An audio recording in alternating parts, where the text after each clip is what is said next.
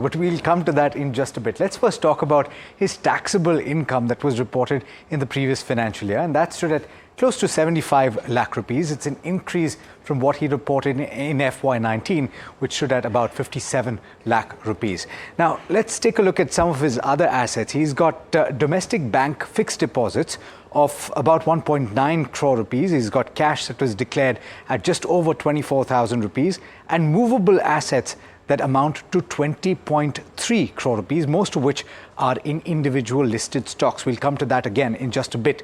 Jewelry of close to 73 lakh rupees. Interestingly, he does not own a motor vehicle and he's got no mutual fund investments either. The total value of his property stands at about 16.3 crore rupees, and he's got agricultural land, non-agricultural land, as well as commercial buildings and residential buildings and flats. Now, let's come to his stock portfolio, which is, in fact, the most interesting part.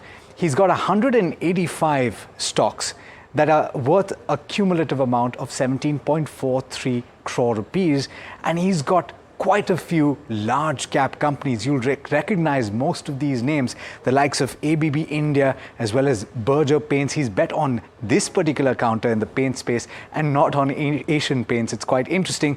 Bharat Forge as well as Colgate-Palmolive, Century Textiles as well as HUL, ITC, MRF, L&T, Nestle India. You name it. You name the large cap, the frontline large cap, and he's got it in his portfolio. That's what I thought was most interesting. Well, one thing though, Alex and Tamanna, Mr. Shah is not the candidate for the mutual fund.